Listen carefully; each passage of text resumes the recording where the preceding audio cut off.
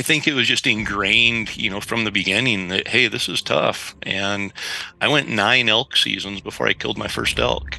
So I think I was 20 or 21 when I killed my first elk. I was a junior in college. I had already won, I think, 2 world elk calling championships, 2 or 3 world elk calling championships, and had never killed an elk. So, there's a little bit of motivation there that, and if this title's ever going to mean anything, I better start putting some proof behind it.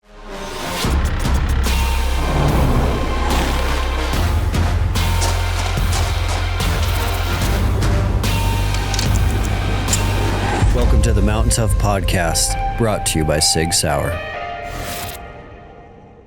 What is up, everyone? Welcome back to another episode of the Mountain Tough Podcast. We are so glad that you are here, diving into these episodes week after week. It is our goal to bring you the best of the best, inspiring guests each week that give you those tools in your toolbox to live that virtuous, abundant life. If you're a brand new listener or a loyal listener and you haven't left a ranking or review wherever you get your podcasts, if you could do that, that means a ton to us. It means a ton to me and the Mountain Tough team. Also, with the algorithm, it does help get these episodes out to more people so that we can inspire, transform, and change more lives. Latest events around Mountain Tough, there has been a lot of buzz around the Mountain Strength program. So if you are in a strength training window in this wintertime season, make sure you check out Mountain Strength. Mountain Strength was co-created with us, the Mountain Tough team, and Donnie Bigham. Donnie is a multiple world record holder in squat, bench, and deadlift at a body weight of 180 pounds. He is an absolute beast, and we worked with him last year to bring you all a strength program that you can bring your strength up to baseline for a functional hybrid athlete that's looking to dominate the backcountry, the mountains, or your military career. It's a program that you're definitely going to want to add in the off season. So if you haven't checked that out yet, make sure to check out Mountain Strength. And remember, with the Mountain Tough app, you can download it wherever you find apps. So it's going to be available on iPhone, Android, Amazon, Roku, and it's going to start everyone on a 14-day free trial. So open that up and check out the Mountain Strength program if you're looking to get your strength up to baseline in this off season. Transitioning now over to today's guest. This was a fun, phenomenal conversation for me, one that I've been waiting a long time to have. Today, I sit down with Corey Jacobson. Corey is one of those guys that really does not need an introduction to the hunting community. 11-time world elk calling champion, creator of Elk 101. But if you know Corey, or if you've heard him talk before, if you've followed him on YouTube or social media, you know not only does he have a long resume in the elk hunting world, he's also one of the nicest guys on the planet. And the conversation today is mind-blowing when you learn how many difficulties health-wise Corey has gone through to chase his passion for elk hunting. It really breaks it down to you can do whatever you want to pursue your dreams, and Corey's going to share that story today. And no matter the obstacles that come in your way, whether they're health, financial, family, you can still find a way to adapt and overcome and pursue your destiny for life, leave a legacy. None of these things are going to stop you, and Corey's going to break down how he did that today. It is an inspirational story you are not going to want to miss. So stand by for my conversation with Corey Jacobson.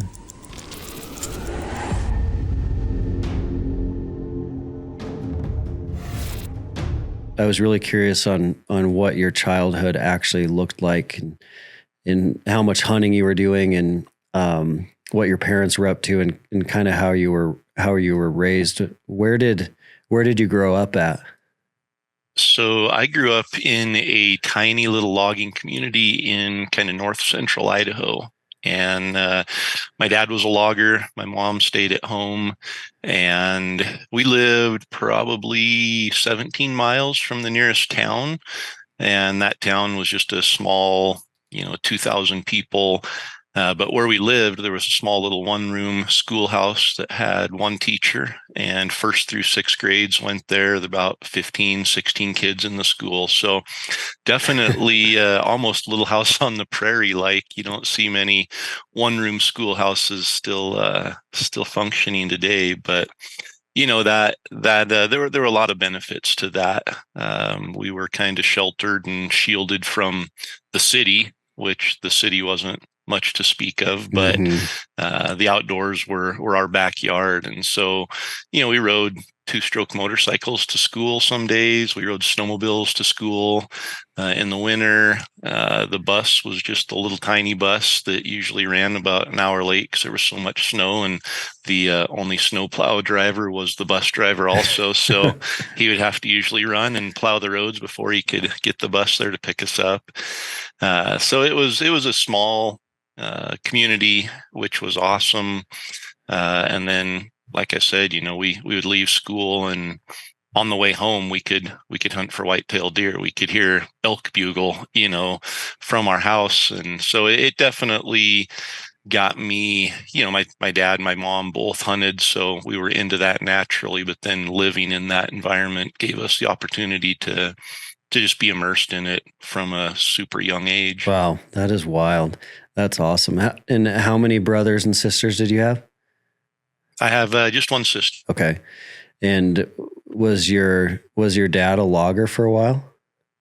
He was. In fact, he logged until I think he quit logging when I was probably about a senior in high school, and transitioned full-time into outfitting about the same time he started a call company, and started doing that while he was also outfitting, and then transitioned into just running the call company full-time.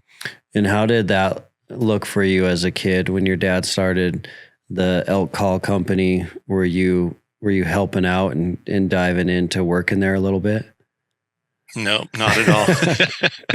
It was basically him sitting in an easy chair with a TV tray next to him with a whole bunch of metal frames and latex and a thing of glue and some tape, and just assembling diaphragm calls literally in our living room every night while we watched TV or whatever we were doing. But yeah, it started out literally in the living room, with very small overhead and not a lot of customers. And he dabbled with, he built diaphragm calls, I would say probably mid to late 80s he was making them, not at all on a commercial scale.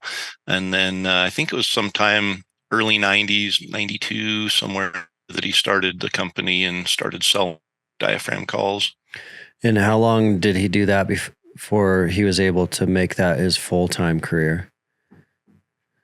Ooh, I don't remember, probably 6, 7 years, and it was close to full time the whole time. It's one of those things when you're an entrepreneur or have a side hustle. Yeah. A lot of times you spend full-time hours working on it in addition to your actual full-time employment. For sure.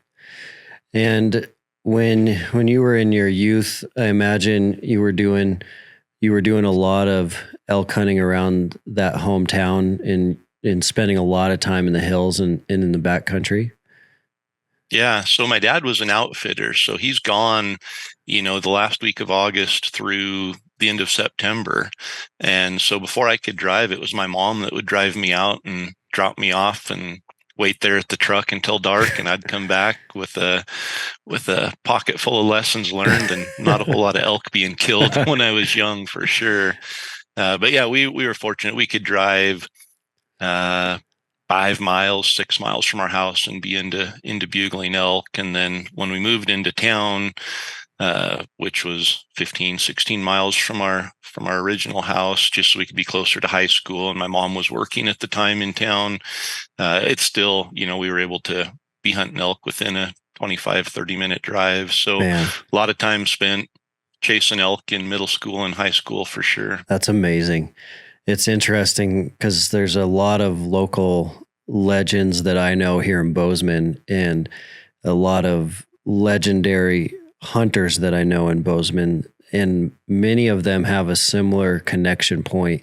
And it's that when they were really young, their parents were dropping them off in the backcountry and, Yep. and they were hunting solo. And it's so funny because in today's modern age and with kids of our own, that sounds like a really scary, intimidating thing to do, to drop your kid at 12, 13, 14, 15 and let them hunt for 1 or 2 or multiple days on their own.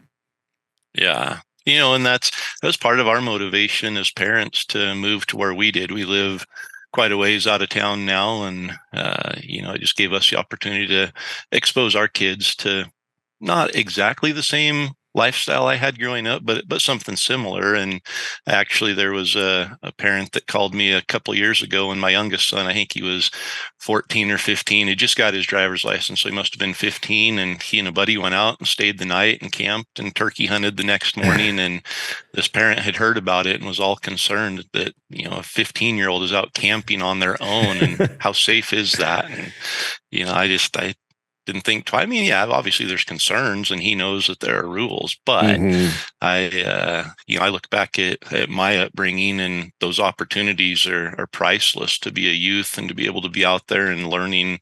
Not that he's surviving by any means, but there's skills that you learn when you stay overnight by yourself. That hey, I've got to take care of this, and I've got to think about this and plan for this. And, Yeah.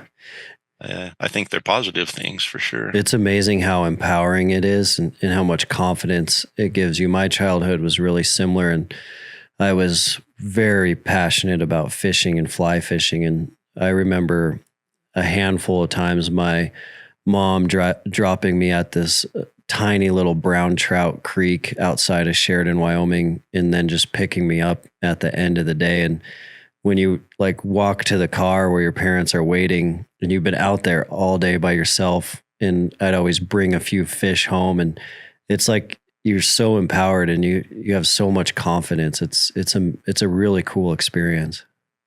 Totally. Yeah. Just the confidence it gives you to know that you've been out there on your own and you're walking back, like you said, to your parents' vehicle. You almost feel like, look at me, I did this on my own. I made it and I caught some fish. I was successful and here I am still alive. Yeah. I remember harvesting my first whitetail ever out of a tree stand with my bow.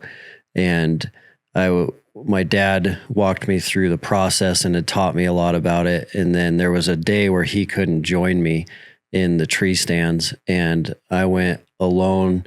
I was 13, and it was only a couple miles from our house. So I took one of our vehicles without a license, got in the tree stand, and I shot a doe with my bow. And I could not wait for my dad to get home, because I loaded her in the back of the car, did all the field processing myself, loaded her in the car, got home, and I just stood there in the driveway waiting for my dad. Yeah. It was like a highlight of my childhood. Yeah. And you want to play it off cool, probably let him see it on his own in the back of the truck. But if it was like me, it's like, come look what I got, immediately wanted him to be able to see that. For sure. Well, I did want to shift slightly and dive into your mindset, Corey, because I know that not only in the backcountry you have a very strong mindset, you're pushing a lot of miles in the backcountry, and you've been on some extremely, extremely difficult hunts. But I also know that you've gone through tough stuff personally, health-wise, business-wise, and that mental fitness is so connected across all of those elements. But in your life, when did you start thinking about mindset or mental toughness even being a concept?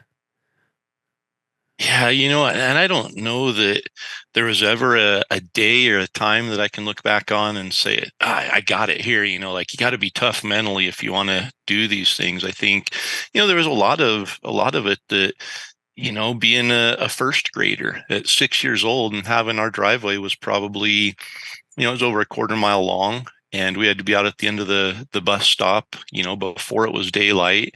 And so I had to learn to, not be scared of the dark Mm-hmm. and to walk that long walk in heavy snow in the winters. We'd easily get 3 or 4 feet of snow every winter.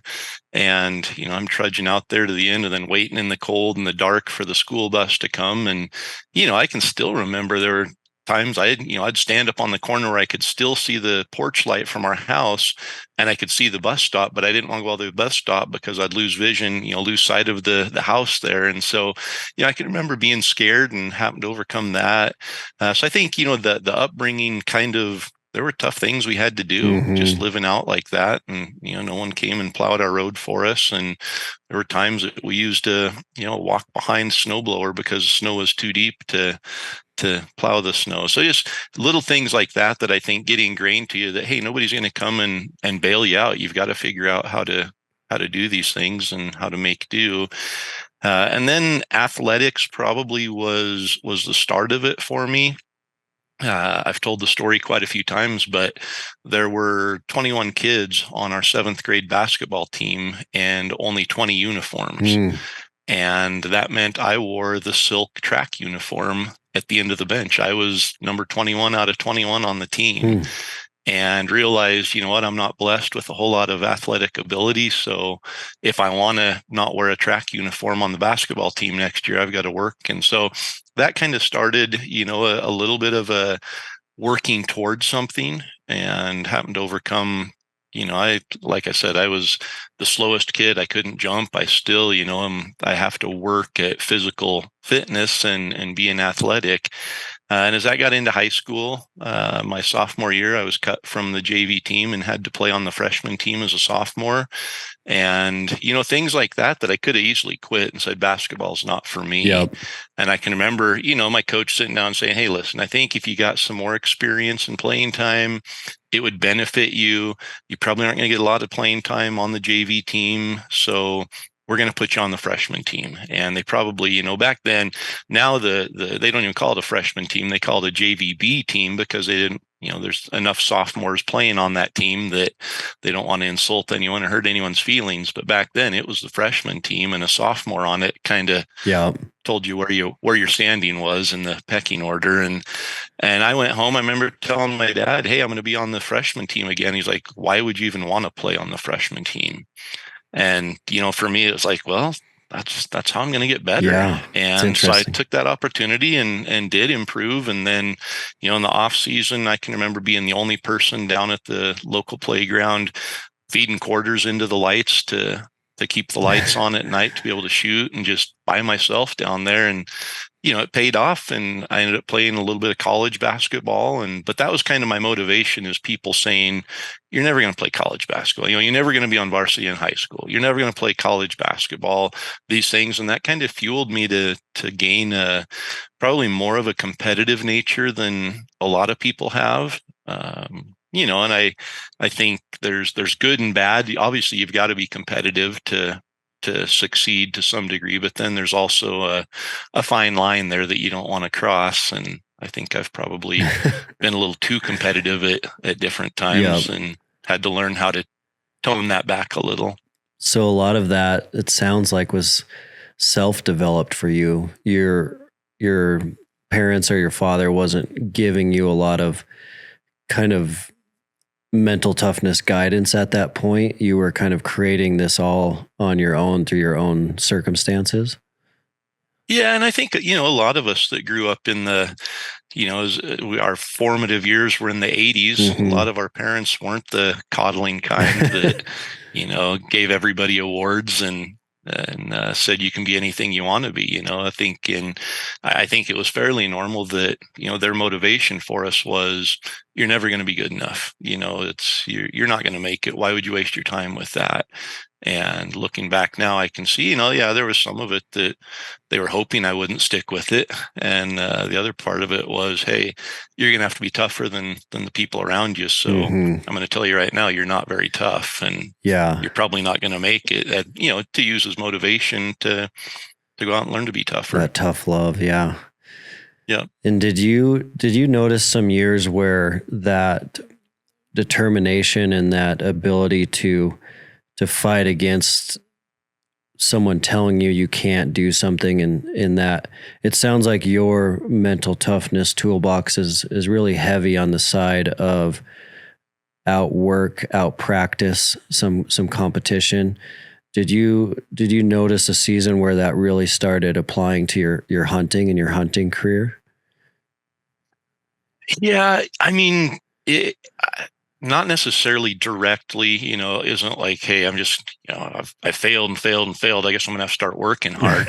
I think it was just ingrained, from the beginning that, hey, this is tough. And I went 9 elk seasons before I killed my first elk. So I think I was 20 or 21 when I killed my first elk. I was a junior in college. I had already won, I think, 2 world elk calling championships, 2 or 3 world elk calling championships, and had never killed an elk. So, there's a little bit of motivation there that, man, if this title's ever going to mean anything, I better start putting some proof behind it.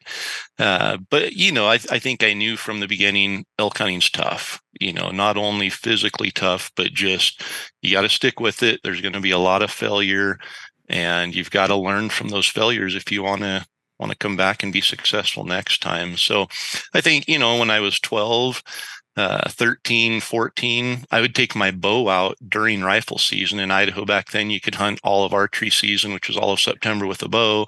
And then you could turn around October 10th and start hunting with a rifle through like the 1st of November, all on the same tag. So when everybody else was packing a rifle starting October 10th, I'd still be out there with my bow, wanting to kill an elk with a bow, and crazy. knowing that it would be easier probably to do with a rifle, but being determined that bow hunting was where it was at for me. Always looking for some of those harder options. Yeah. And I mean, then, now I think I would look at it and be like, okay, yeah, I want a challenge here, so I'm going to go and do it. Then it wasn't so much the challenge. It was just, I loved archery. Archery was, for me, besides basketball, archery was everything, and not just bow hunting, but, shooting a bow, going to tournaments, competing, all of that. And so I would come home from school when it wasn't basketball season, and I'd spend 2-3 hours sometimes every night shooting my bow, just 20 yards, 30 yards, repetitive, probably picking up more bad habits then than actually benefiting from it. But yeah, I mean, archery was, I loved archery. And so an opportunity to be able to carry my bow in the woods and hope to kill an elk with a bow, the rifle season just gave me another month to do that. That's really cool, because it's really similar to putting more quarters in the lights so that you can get more reps on the court, just more practice than most people are doing. Yeah. And you have to remember, I didn't kill an elk for 9 years. So it also gave me a lot more lessons to learn, a lot more failure to have to deal with over those first 9 years. That's incredibly helpful too, because I was talking to Randy last week on Randy Newberg's podcast, and it was a very, very similar story where I think he went 6 years without killing an elk, and his wife was wondering, what is he doing? Why doesn't he switch hobbies? Maybe he should take up golf or something. And are you truly going out hunting, or are you going somewhere else and just coming back empty-handed? Yeah, where have you been? But I think that is the norm across all great hunters, is all great hunters, all hunters that stick with it. They go through this big season of failure and failure and failure, and learning from those failures, which ultimately, if they stick it out long enough, what truly lets them to be successful and turn into something great. But a huge component of that is kind of that never quit mentality. Definitely. Yeah. And I think, there's way more that can be learned and should be learned in failure than in successes. And especially when you're starting out, a lot of times you see people go out their first year and they kill an elk and they're successful, but hopefully they understand there was probably a lot of luck involved.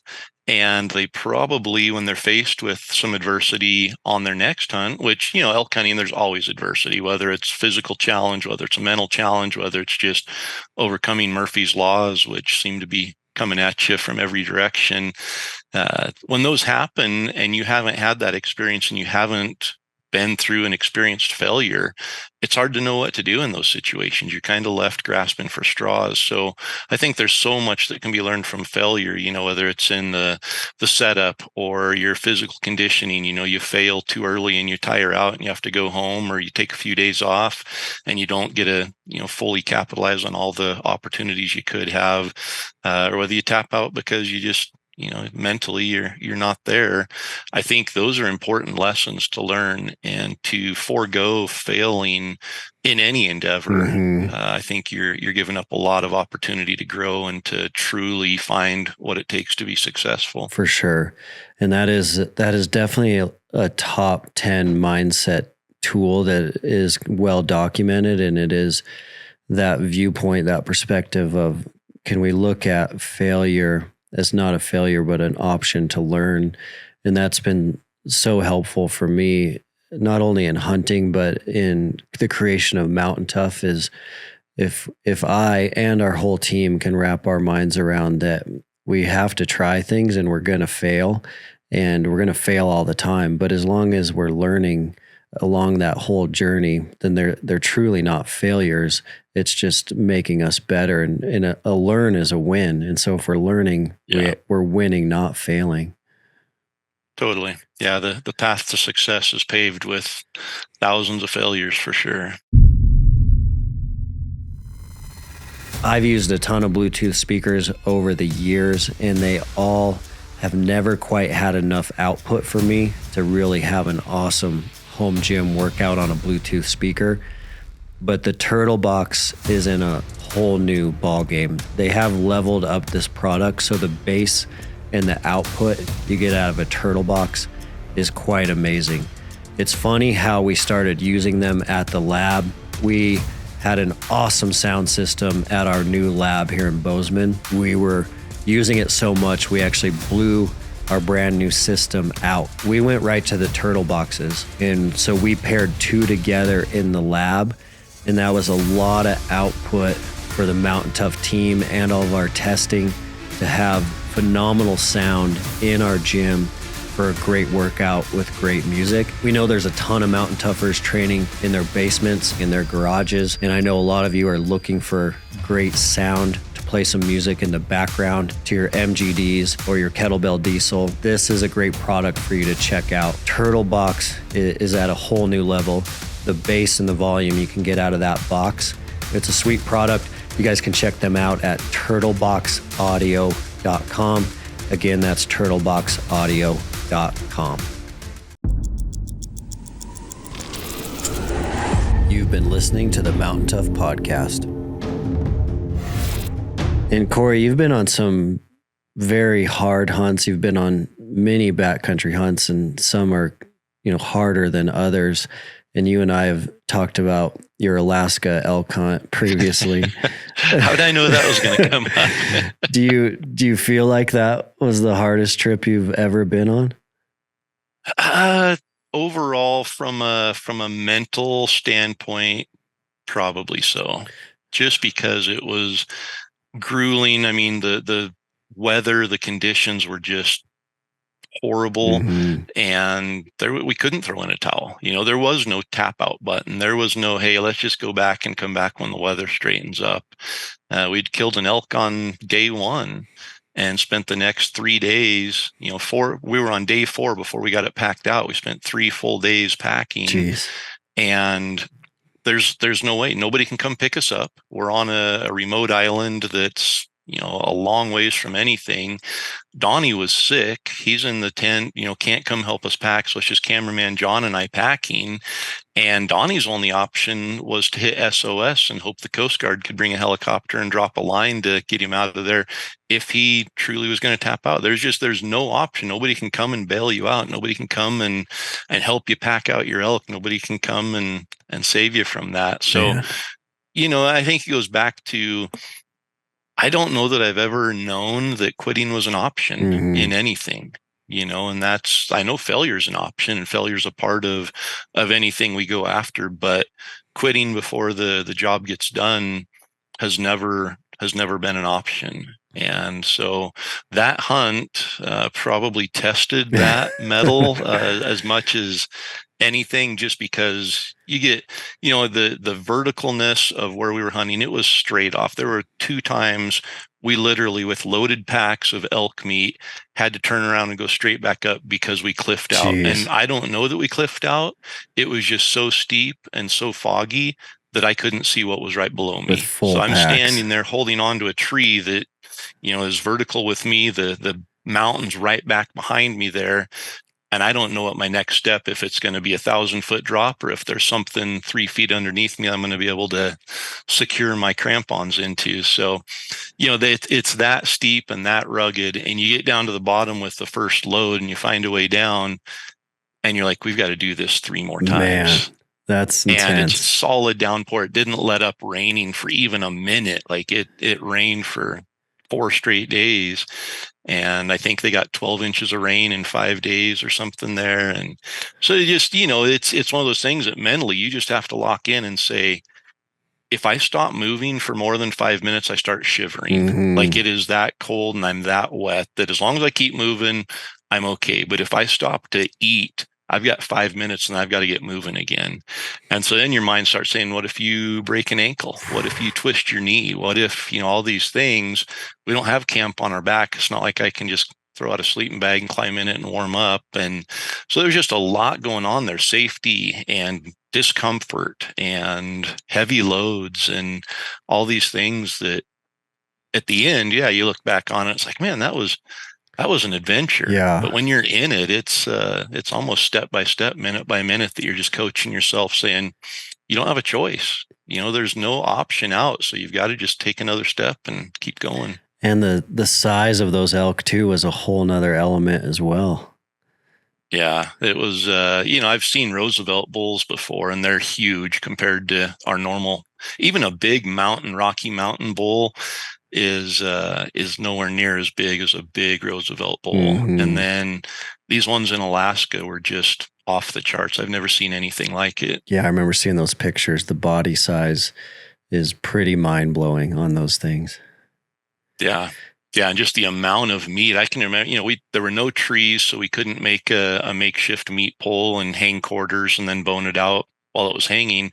We had to bone it out while it's there on the animal. And I can remember the first hind quarter, we got the skin all off, and I'm just starting to cut chunks of meat off of that hind quarter. And it just seemed to go forever. They have the same number of muscles and everything, but it just seemed like I was pulling meat off of it for 3 times as long as I normally would. Yeah, that's crazy. I love how you talked about quitting not being an option and just taking that option off the table entirely, because that is huge. That is a huge principle that can be applied across all areas of life. I mean, business, marriage. I think as soon as that is just identified as that is just not an option, I'm going to plow through this. Probably fail, probably learn, but I'm not quitting. It actually in a way makes the mindset game quite a bit easier, because otherwise you have this battle going on in your mind of like, should I quit or not quit? We see it a lot of times in the lab. If you put someone through a very difficult workout, if you let them know that quitting is not an option, one way or another, we are going to get this workout done. That may take all day, or maybe 2 or 3 other people are going to need to jump in there and help you. But quitting is not an option. It kind of changes the whole game, because then you go into problem solving mode rather than fear and defeat mode. Totally. Giving up is easy. Anybody can throw in the towel and just walk away and be done. Mm-hmm. And sometimes there's no consequence to that. And especially in today's world, I think that a lot of kids are being taught, hey, there's no consequence. If you don't like if something's not fun, you don't have to do it. And what a disservice that we're doing. As a basketball coach, I see it all the time that basketball practice isn't fun, so I'm not going to play anymore. Well, practice is never fun. Mm-hmm. It should never be fun. That's if it's fun, something. I mean, yeah, we can make it enjoyable to a degree, but I just see way too many of youth today that they don't even want to do something or don't want to look at something or have no ambition towards something unless it's fun. And they're missing out on so much because the real rewards usually aren't attached to things that are fun. Yeah. And so, yeah, I mean, once you realize that, hey, quitting isn't an option, like you said, it makes it easier mentally. I think, you have to put in a lot more effort to make it through it. But when you know it's not an option, I think the mental game does get easier. Yeah. And the mental game sometimes is a lot of people's worst enemy. It is a big enemy. Yeah. Yeah. I think knowing yourself and working on yourself is a huge advantage on that mindset stuff. Absolutely. And Corey, you're coaching a lot of basketball now. You have been for a while. How did that start? And I'm really curious, like, what are some of the core principles that you focus on teaching the kids? Yeah. So when I mentioned earlier, we moved up to where we live now, just to give our kids kind of that lifestyle. We did that when my oldest was going into high school. And so we just, first day of basketball practice, took him to the high school and went in to meet the coach. And turns out it was a guy that I played against in high school, and he was from a neighboring town, and he's the head coach there. And I just said, hey, if you ever need a hand with anything, let me know. I'm got kind of a flexible schedule and could help out with anything. And about a week later, he called and said, hey, were you serious about wanting to be involved? I'm like, sure, if you need help. So I started out coaching then. So it's been I think this is 7 or 8 years now I've been doing it. And I've seen even in that time the mindset change in some of the youth, as far as not being held to the same standards of accountability and sticking with it and being gritty. Mm-hmm. But even then we're dealing with 14, 15, 16-year-old boys whose brains are not anywhere near developed, and who also, a lot of them are given an easy button and can quit if things get hard. So one of the things, I love the one thing. I've always been super competitive, and the thing I have to remind myself is this isn't for me. Yeah. Like, I can't be competitive and want to win as a coach. I have to instill that in them, and they have to want it. No matter how badly I want it, my competitiveness isn't going to come through in a positive way as a coach. Yeah. So I have to help them understand the reward and have a desire and ambition to be successful. And one of the greatest things that I absolutely hope happens every year is we get beat, because there's so much that can be taught in those minutes in the locker room after losing a tough game. Mm-hmm. When, especially, we've got a good program. Our varsity team's been in the state championship 2 of the last 3 years. Our JV team that I coach has been, top 2 or 3 teams in the conference every year. So we've got a successful program, and sometimes the kids come in just expecting to win. And it can be a great teaching moment when they lose. Yeah. And the thing that I'm probably this team that I'm coaching now is probably the best team I've coached overall. There's been better players for sure, and maybe better opportunities, but this year I think we have a better chance of winning the championship than we've ever had, which, with, like I said, 15, 16-year-old boys, that doesn't mean anything. You get a different player and a different team that shows up every night.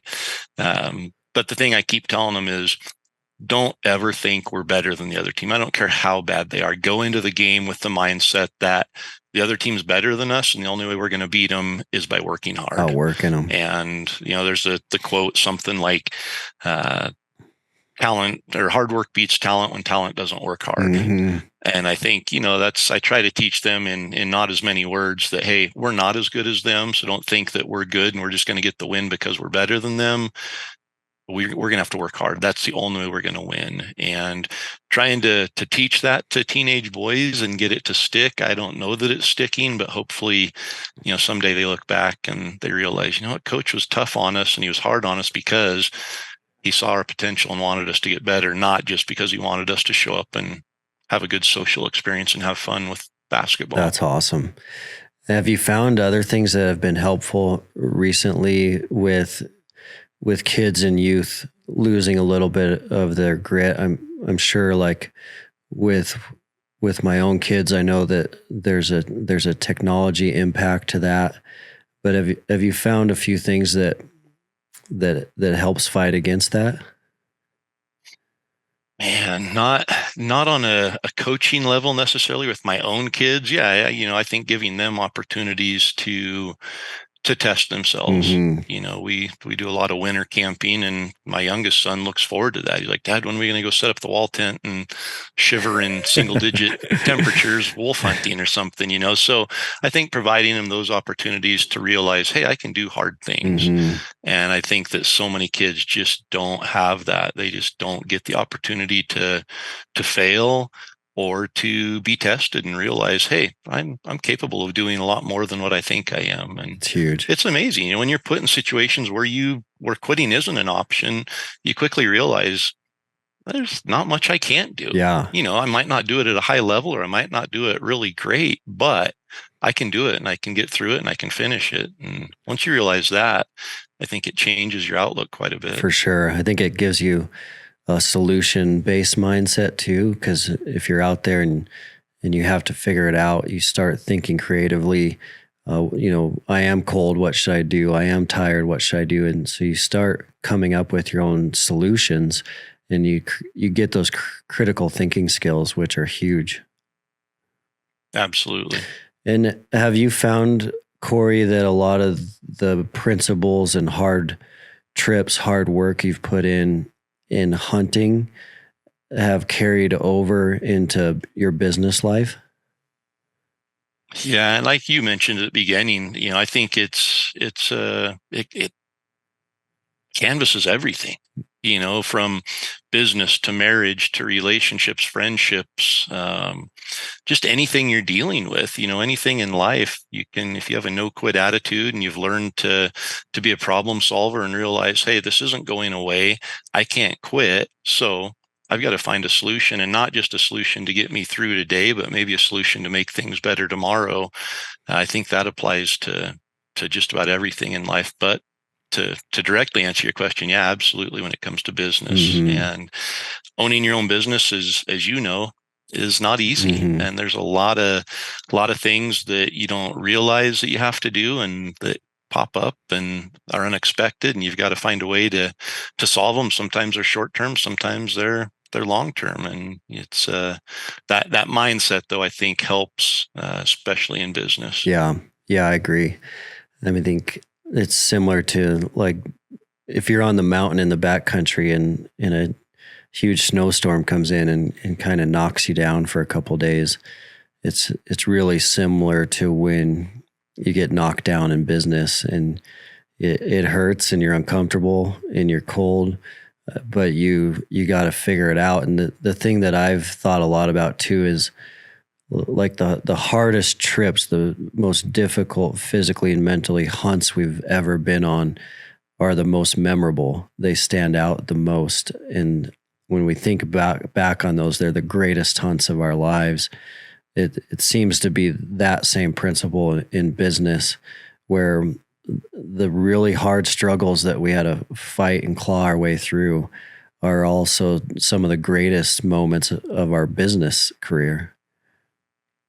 Yeah, and I think that, when we think about reward in those situations, it's not necessarily the final result. Those tough hunts, it's not the size of the elk at the end. It's not you know that actual final tangible result. Mm-hmm. It's the growth that we experience and the strength that we gain that enables us to go and tackle it maybe a little better the next time.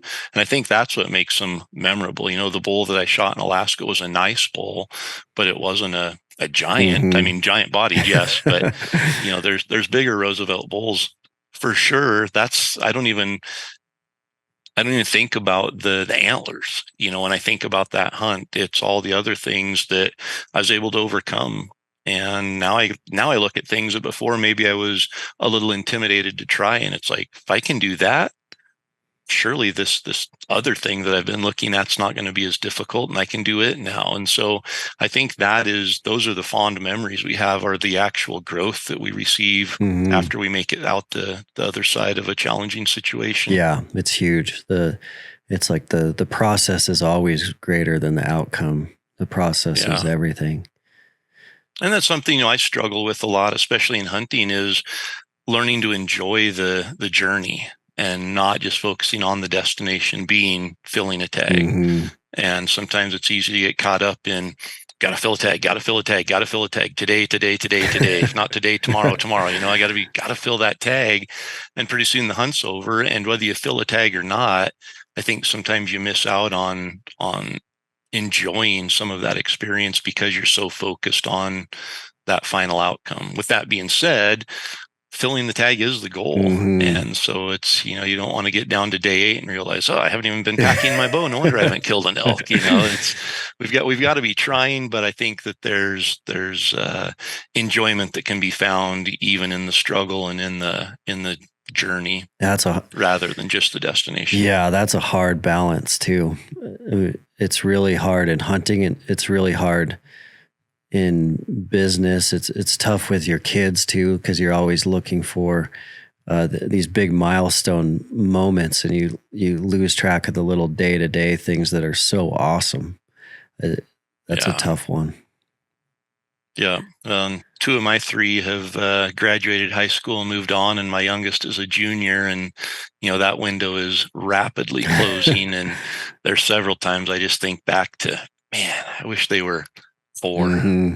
I wish they were 7. And I can remember when they were 4 and 7, thinking, I can't wait till they're older. These days are so tough. And for anyone out there going through a terrible 2s or 3s, or dealing with toddlers or anything, man, enjoy that, because it goes fast. And I don't want to spoil anything here, but teenage years are no fun either. So enjoy every moment, and don't just wish that it was over and the next phase was here, because each phase is special. Oh, it goes so fast. We have a thing at our church that counts down how many weeks our daughters have left until they graduate high school. And they put the marbles in the jar depending on the kid's age. And so we were looking at my 11-year-old daughter's jar the other day, and she has like 362 weeks left until her jar's over half full. I'm like, holy smokes. Like 360 weeks is not much time at all. Yeah. And it just seems, I heard people, and I still hear people say, it just seems like things are going faster than they were a year ago. They're going faster than they were 5 years ago. And it happens, the kids get older, they start getting friends. So your time with them is now being shared with their desire to be with friends. Then they get into sports, and that takes up some of their time. So your time with them's cut even further. And then they start driving, and you see them maybe at dinner time, if you're lucky, usually late at night when they get home and ask where dinner is, and you get a few minutes with them then, and then they're gone. Yeah, it gets less and less each year. Mountain Tough is the fitness app trusted by the dedicated. Mountain Tough ethos is backed by, we've always wanted to be the best in the world at helping our customers become more mentally tough. So inside the Mountain Tough app, you're not only going to find all of our physical training programs, but you're going to find additional training as well so that you can stay sharp physically, mentally, spiritually, and nutritionally. The Mountain Tough app also allows you to train no matter where you are, anytime, anywhere. Additionally, the Mountain Tough app is going to have programs from beginners all the way up to elite athletes. And all of our programming is structured in a way that you can start with no gear at body weight, and you can go all the way up to programming that is full gear.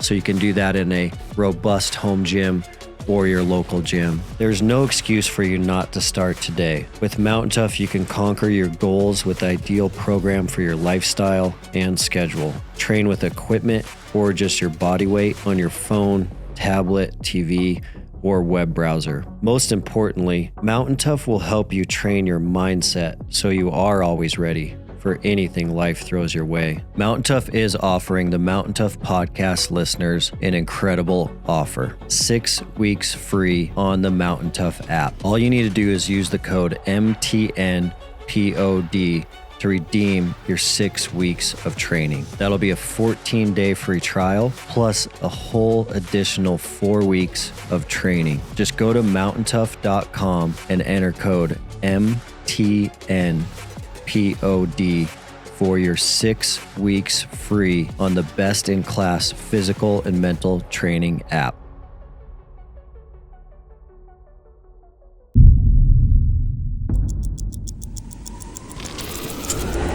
You've been listening to the Mountain Tough podcast. Well, Corey, I did want to spend some time chatting with you about your health and fitness. I was really curious from a backcountry hunter perspective. What do you do? How have you been thinking about kind of what are your protocols and regimens around being the best possible backcountry hunter you can be from a physical training and health perspective? Yeah. So, health, and I haven't talked a whole lot about my health journey, but 14 years ago, I got bit by a tick and got Lyme disease. And it, at that point when that happened, I was competing in triathlons. I was in undoubtedly the best shape of my life. I think I was 30, 32, 33, somewhere in there. And, just invincible. I could run a triathlon and 36 hours later do another one. And, I think a lot of it had to do with just, I really think like 32 to 35 is probably our prime for physical, and you hear people that are 23, 24, that think, oh, I'm as good as I'm ever going to get now. And then you hear people that are, 38 thinking, oh, I wish I was 30 still. 38's horrible. And then they wake up and they're 45. And so I think there's definitely a prime there. And I think I missed out on a lot of that prime dealing with Lyme disease, and I still deal with a lot of the effects of it. Wild. We didn't catch it early, so there was, it drug on quite a bit. A lot of medical health issues that really for 3 or 4 years were pretty uncomfortable, and kind of took a little bit of the wind out of the sails. But with that, I realized I'm not going to be able to just skate by. I'm going to have to purposefully and intentionally work at this. Yep. And, I think that maybe some of my upbringing helped with that, but I think some of that helped with the mindset as well that, man, today sucks. Today really sucks. But I've been through it enough times that tomorrow's going to be better. And if not tomorrow, there's going to be a day in the future that's going to be better. And I've just got to make it through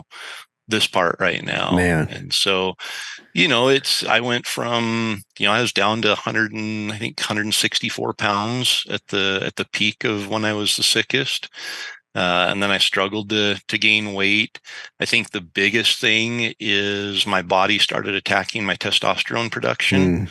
So my testosterone levels right now are about 210. Wow. Which for a mid-40s guy is not a comfortable place to be. That's low. Yeah. I mean, I would love to be at 700, And there's such a difference. I mean, even between 400 and 700, I've been everywhere from 1,000 to 200, everywhere in between there. I did testosterone replacement therapy for a while until my immune system decided that that's not going to happen anymore. So I can't do injections. I can't do creams, anything like that, because my immune system attacks it and makes me super sick. The first time I found it out, I had a 103-degree fever for 10 straight days, was in the ER several times. Like, I don't know, maybe it's a virus. We don't know what's going that's on. wild. And after the third time of trying to get testosterone into my body, realized that's what's causing the reaction. So That's wild. with that being said, it's hard to gain muscle. It's hard to lose fat. It's hard to get motivation. There's a lot of a benefit from having good levels of testosterone, and without it, it creates a lot of challenges. So that's wild. So my current, I work out every day. I've got a home gym, so it makes it nice. But the thing I can't do is I can't push myself like I used to be able to. Just physically, if I do that, my body will crash. And instead of taking 2 days to recover, it'll take 4 weeks to recover. And during that time, I've realized during that downtime, I lose too much. And it's better to just say, hey, I'm going to go out and go through the motions today and try to gain a little bit without pushing hard enough to really gain. So it's been more of a long play rather than, hey, I'm going to go hit the gym for 3 months and work really hard and get in elk country shape. Now I've got to do it year round. And hopefully I'm a little stronger in September than I was last September. It's all about that consistency, kind of at that moderate level. Yeah. Yeah. And I can't, cardio is something I struggle with. I really just have to rely on my time in the field to gain the cardio that I need. Because if I try to, get on the treadmill, I'm good for about a half mile, maybe a mile. But then I can feel my body saying, hey, this is taking a little bit more energy than what we're able to produce right now. And if you keep pushing through this, there's going to be long-term effects. So I can push a little bit, but then, the next day muscles don't recover quite as quickly and I have to back off a little. Was that a Idaho tick that bit you? It was. Geez. And that was kind of some of the issue was I went to the ER. My heart rate was at 160 and wouldn't come down. I thought I was having a heart attack. I was like, what is going on? Everything was spinning. I was dizzy. And this is 3 weeks after I did a triathlon. So I'm in, peak shape. Yeah.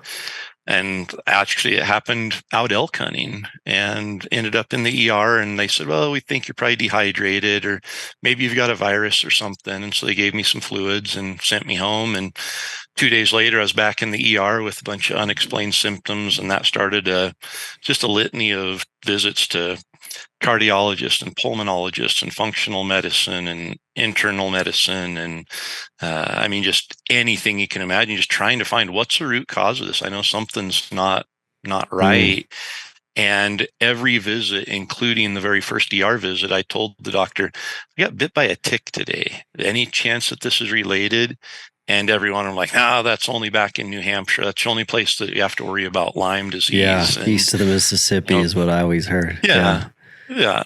So 4 months later, we and the other problem is Lyme disease. The testing for it is very inaccurate. And so the test that we did do came back negative, and they're like, see, it's not Lyme disease, it's something else.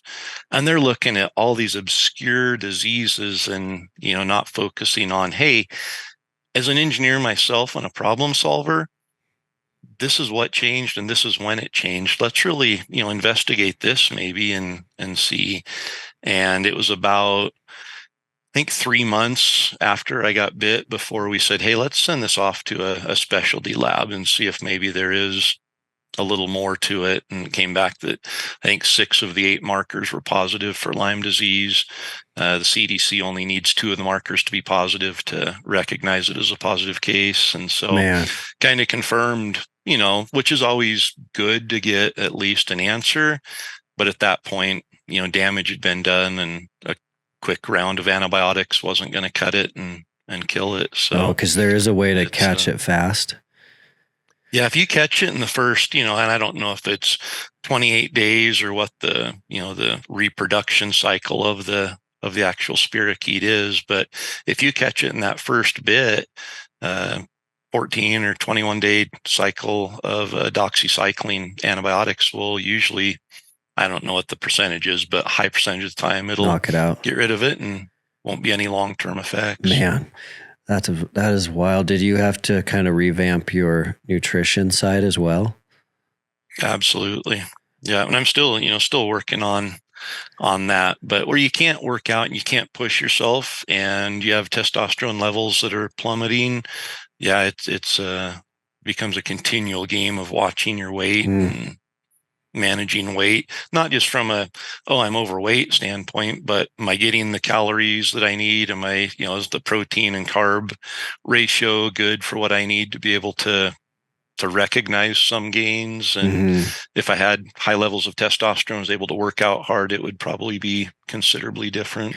It's very fascinating from a high level where you and Randy Newberg both have these huge kind of health battles that you're overcoming as guys that are elk hunting all the time. I know, he has his liver issue, which is limiting him to that 40 grams of protein a day. And then he also has a similar issue where because of that, he can't really exert himself without crashing and Yeah, burning for too long. It's it's interesting that both of you kind of have like faced that and worked through it, and through consistency found a way to kind of still pursue your dreams even though you've had those limiting factors. totally. Yeah, and it's, I've always been a very problem solving oriented person that, hey, there's a problem here. There's got to be a solution. Let's figure it out. And I think that's been one of the most frustrating things to have to learn to deal with is there may not be a solution. There are a bunch of little solutions that allow you to maintain, but there's not Mm, a cure. yeah. That there's not a thing that's going to get you over this and get you back to normal. This is the new normal, and we just have to adapt to that and do the best we can daily. And like I said, there's still incredibly rough days from a fatigue standpoint. Brain fog is probably one of the worst things that I deal with. Just not being able to see clearly, to think clearly, which has always been kind of my, you get in a situation. I've always thought I can tackle any situation, bring it on. I can find a solution. And now it's like, man, I'm a little bit intimidated by the thought of some of these things happening because I don't think quickly and I don't solve problems clearly like I think I should. Hmm. And so as a business owner, you know, that's Yeah. frustrating to realize that today is not the day I'm going to be writing this article, or no, we aren't filming this today because I can't think clearly enough to be able to formulate the thoughts that I want to be able to share. Yeah. I do love, Corey, though, that uh, this is one of my favorite theories around mental toughness. Is a lot of people think about mental toughness and they think about a professional athlete, or they think about some amazing event, usually in sports. But one of our great friends told us like true mental toughness is really not letting anything in life bring you down. So our friend was talking about his father and how his father was a sheep farmer and they'd been through plagues, famines, droughts. They lost most of their herd. They lost their business a few times, but he always thought about his father, that like regardless of like health or financial circumstances, you just couldn't bring that guy down. And like you're doing a phenomenal job from that standpoint of like Lyme's disease is a big deal, but you're still not letting it bring your morale down. You're still an optimistic, happy man. And that is like a true kind of testament of your mindset, which is awesome. Well, it helps to be able to, in today's world of digital media, I can pick the days that are better and put on a good face for those days. But, it really goes back to, I can't quit. Quitting's not an option. So Yep. gotta find a way to make today the best it can be and set tomorrow up to be as good as it can be. And some days you wake up and things aren't as good as you want, but like I said, that promise that tomorrow's a new day and maybe it'll be better. So let's do what we can today and wake up tomorrow hoping it's better. I love that. Well, thanks so much for sharing that, Corey. I do want to be respectful of your time. I know you got a lot going on, but before we wrap up, I was curious what's going on with Destination Elk this year. When are those going to come out, and what can folks look for this year, and where can they find it? Yeah, it's almost reaching a fever pitch. A lot of other people are asking the same question, and it's funny. This is our 6th season of Destination Elk, which is our elk hunting video series that we put out on the Elk 101 YouTube channel, and we do it later than most people start their elk hunting series in November and run them till about now. And we just found that with the cabin fever and timing and everything, we mid to late January is kind of when we launched that. But every year we get comments and messages and emails. When's it happening? Did I miss it? Why are you guys so late this year? And so we're launching January 23rd is the launch of episode 1. And then we'll have a new episode every Tuesday and Thursday on the Elk 101 YouTube channel through about mid-March. And basically it just goes along, follows Donnie and I on our adventures from our entire elk season. Got some cool stuff. I was able to surprise Donnie with a tag that he's always dreamed of, and we had to use Randy Newberg in kind of fabricating a story to get Donnie to get to the spot where we needed him and bring his bow. Oh man! Without realizing he was going to be hunting elk. So that was a fun surprise. And then my oldest son drew an incredible archery elk tag in the leftover draw here in Idaho. So we got to spend a week hunting together and got to see some incredible elk hunting action and rut action. And then we always do the Outfitter for Hope hunt, where we get to spend a week with a youth with a life-threatening illness and hunt elk with them. And that was absolutely incredible again this year. So amazing. Some really cool stuff. And then of course, Donnie and I with our normal rifle and archery hunts here in Idaho had a good time. So we're excited to launch that. And we've got, in addition to people always asking, when's it going to launch? When's it going to launch? Every year they're like, we can't get enough of this. Why do we have to wait until next Thursday? So we've teamed up with Randy over on his Fresh Tracks Plus platform, and we are loading all of the episodes there. So they're available to binge watch, so people can stream every episode of the season from the launch if they want to go over there and check it out at Fresh Tracks Plus. So Fresh Tracks Plus or Elk 101 YouTube are the two main channels. Yep, those are the two places where people can catch the episodes. That sounds amazing. And I'm assuming you got some big trips planned for this year as well, upcoming. We do. We're doing something that I've never seen done before in the hunting industry for Destination Elk V7. Nice. So we've got some really cool stuff, but talk about mental toughness and what it's going to show. We're going to be tapping into and testing people's mental toughness this season for sure. Oh, I love it. I can't wait to hear more about that. Yeah. Well, thank you, Corey. I appreciate you being here. It's an honor. We'll always love hearing from you and appreciate everything you've done for the industry. It's amazing.